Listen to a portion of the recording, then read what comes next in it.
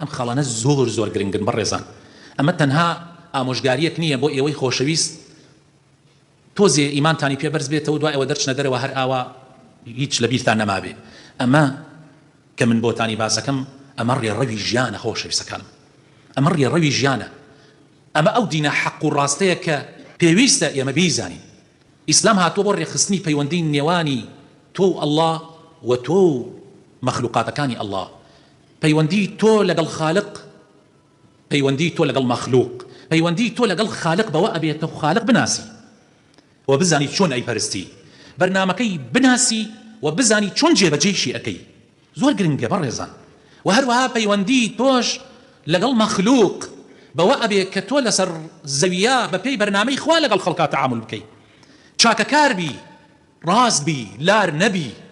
ئەمەیە ئیسلام، ئەمەیە ڕاستەقینەی ئەم دینەی ئێمە خۆشەویستەکانم.